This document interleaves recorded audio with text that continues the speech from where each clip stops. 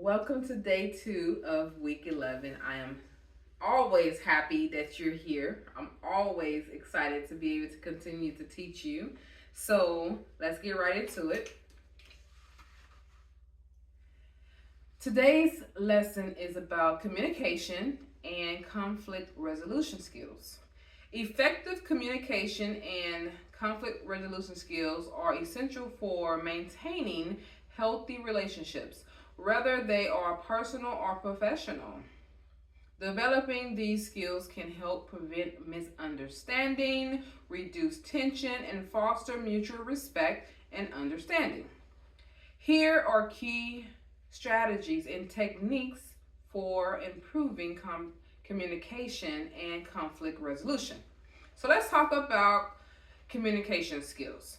Active listening, full attention. Give your full attention to the speaker without interrupting. Even if it's hard for you to do, practice it, okay? You also want to reflect and paraphrase, all right? So repeat back what you heard to confirm understanding between the two of you.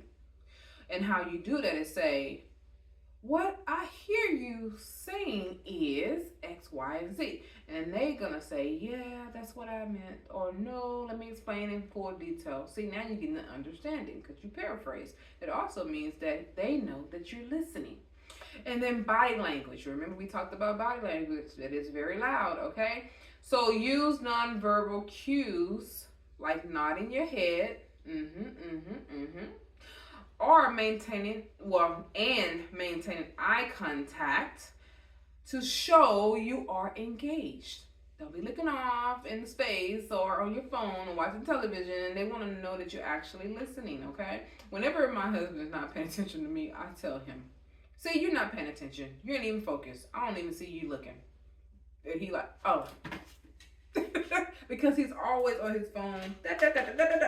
And I be talking, and I'm like, okay, you're not looking. And he does me the same way. And I started noticing that, ooh, he is doing me. I gotta give him attention. Let me put this phone away.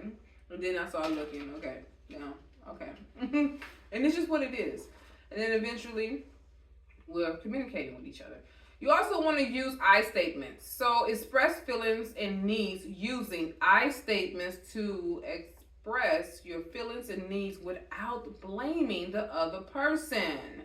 So you're going to say stuff like, I feel hurt when you X, Y, and Z.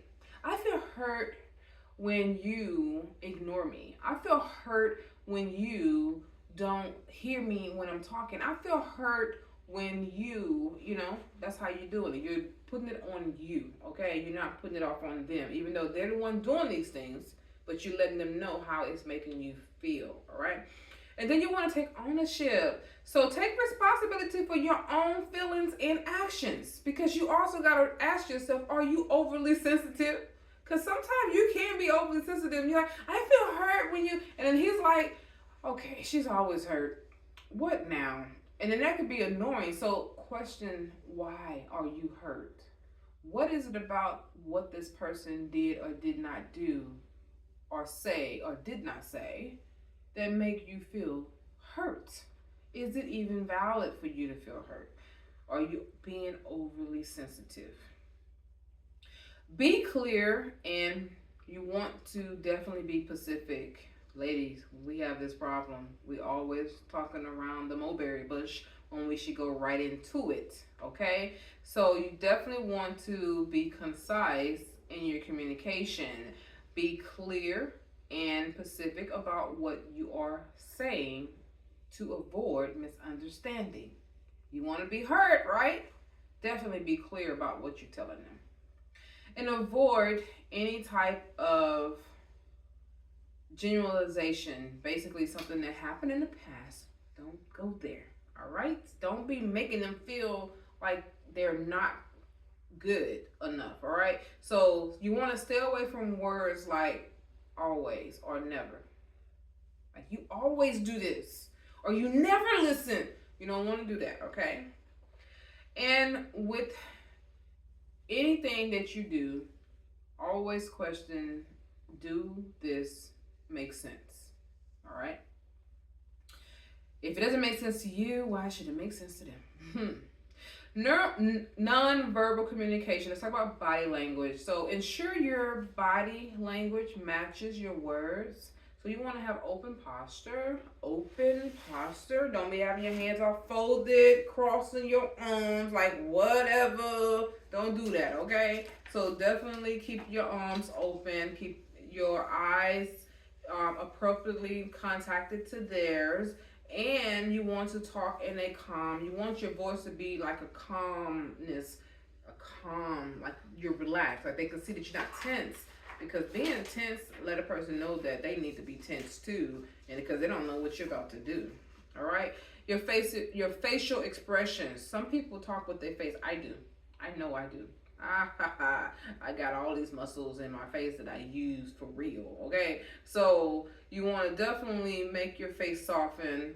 That way, people can your mate can understand that you're not being aggressive. All right. Then you have empathy, empathy. Being okay, understanding their perspective. So try to understand and validate their feelings and their point of view. It's not all about you. I'm gonna keep telling you that. You have to not be selfish as well, okay? Because you can easily become selfish when you have dealt with a narcissist, and then you get into a new relationship and you're telling yourself, this is never gonna happen to me again. I'm not gonna let nobody treat me like that ever, ever, ever again. And then you start hardening yourself, and that's not good, because then you become a problem, okay? And then you're wondering like, why I can't keep nobody? Because they running from you now. So you want to respond with compassion. Show empathy in your response, indicating that you care about their emotions and their experiences. So empathy. I mean, you get another example of my husband and I. So last night we was watching television or whatever, and he was falling asleep. And I said, and I hit him on his stomach. I didn't know that I hit him as hard as I did. I went, bow, right in the stomach. And I said, you're falling asleep, bow. And he was like, ow, that hurt.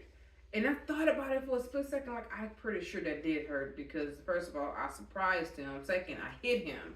And I don't know how much force I used. And so I instantly went into that mode, like, I wish I wouldn't have done it. And I say, I'm so sorry. I didn't mean to do that. And I started rubbing his tummy. Like, I did not mean to do that. Like, that was not my intention. And then he started, like, grabbing my hand, like, holding my hand, like, yeah, it's okay. And stuff like that. And I was like, wow. I got to be more careful with how I respond, to him or whatever. So that's part of what I'm talking about, intimacy. Empathy. I gotta get that word right, because you have to put yourself in their shoes too. Now let's talk about conflict resolution skills. I want to give you some resolution on how to resolve conflict. Remember, I told you you're going to have them. All right. So one thing you want to do is stay calm. Emotional regulation. You want to practice techniques to keep you calm. And what you do is you're going to use breathing, deep breathing. You don't have to do it so aggressively, because sometimes people might take that as an offense. Like, you're like, and they're like, what are you huffing and puffing for? So if you feel the need to do that, don't do it in their face. Go in the bathroom or in the bedroom, close yourself in, and then do your breathing, and then come out with a better calmness about you, okay? So definitely do that before you get started with the conversation.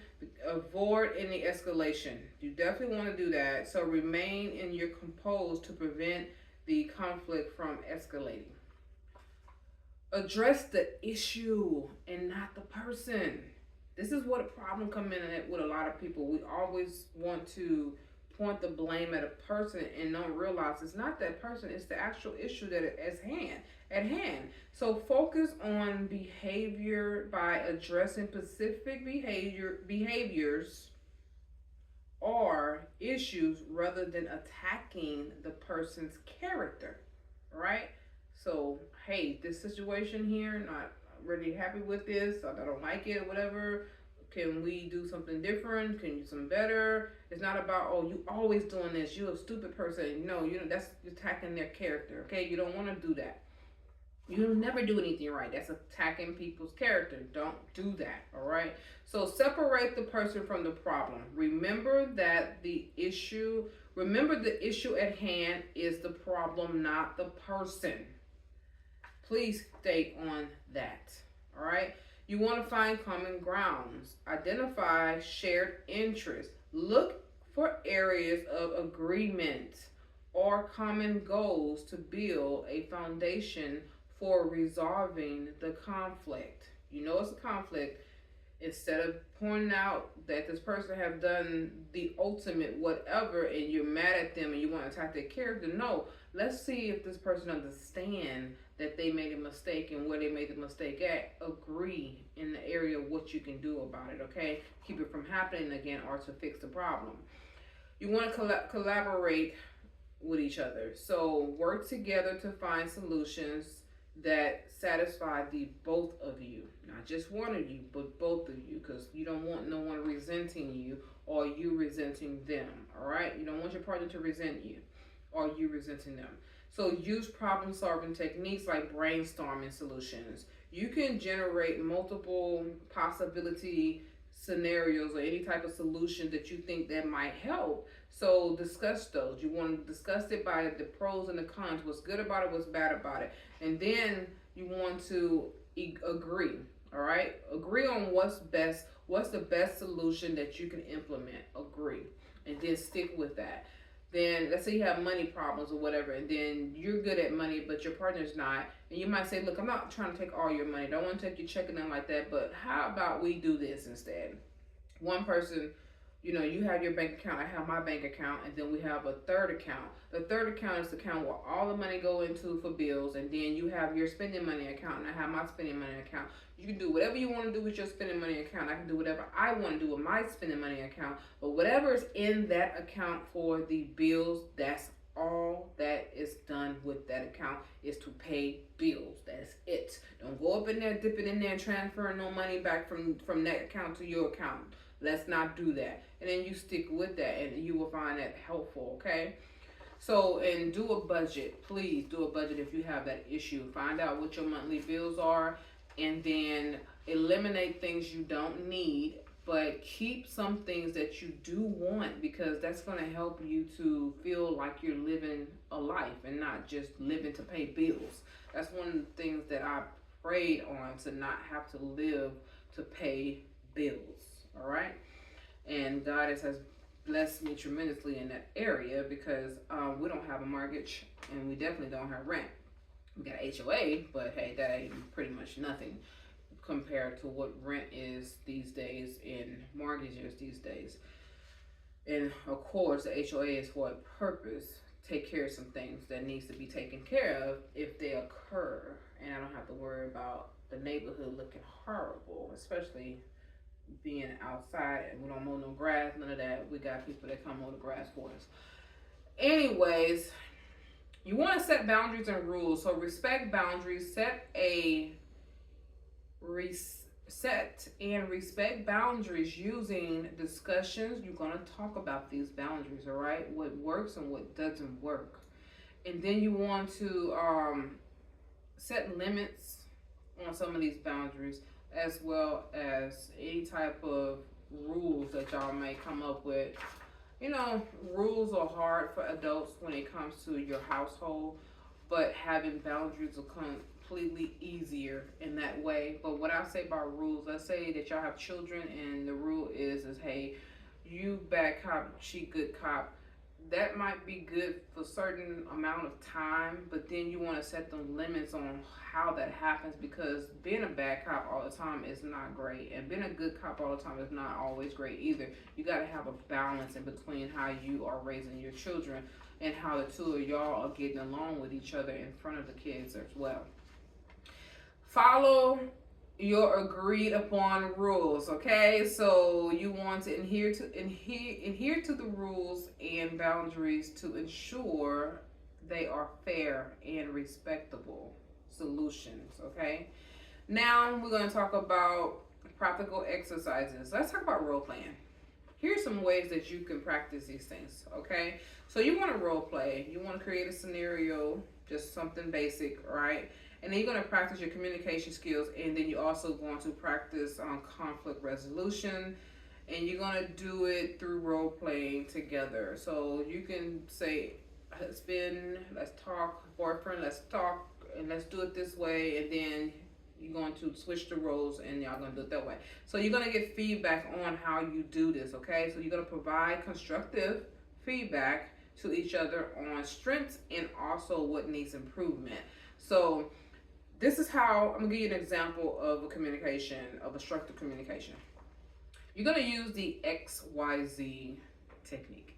And the way you do that is like you would say, when you do X in situation Y, I feel Z. Okay, that's how you do that. So to construct your communication, and you're going to do this to construct whatever your focus on what you're talking about, and you're talking about the behavior, specific needs, the behavior as well as your feelings. Okay, so what is the specific of what's going on? What's the behavior that the person did, and how it makes you feel? That's the XYZ. Then let's talk about listening drills. Let's do this. We're gonna role play on this as well. So let's switch the roles. Pop, pop, pop. We switch. Now this is the other person talking to you. All right, your partner talking to you. Take turns doing this. All right. What you want to do is you're going to reflect and you're going to listen to what they're saying. This is you now. You're listening. They're listening. Y'all talking and you making the conversation healthy. All right.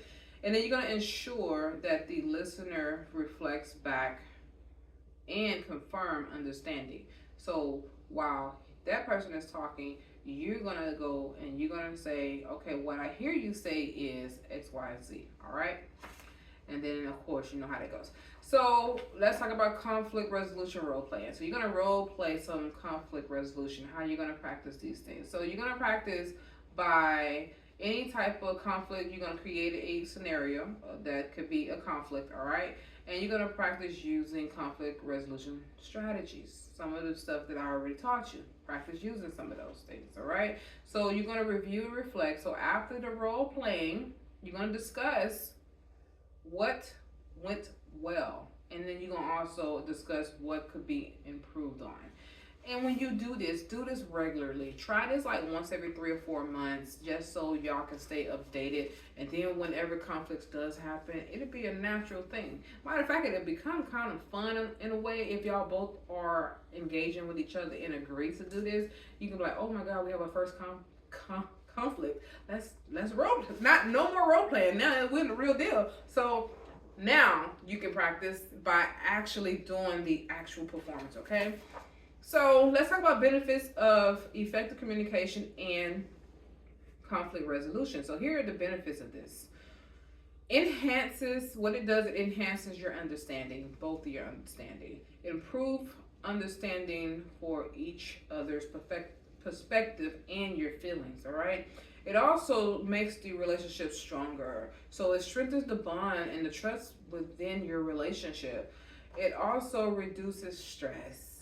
Okay, so it lowers stress levels and fewer misunderstanding and conflicts. You have less of those. Okay, then it also increases cooperation between the two of you. So greater cooperation and collaboration in finding solutions. Now you are engaged and focused on the solution instead of the actual problem. You are able to find a solution to that problem. And also personal growth. Not only that the two of y'all are getting stronger together, it enhances your self-awareness and your emotional intelligence, all right?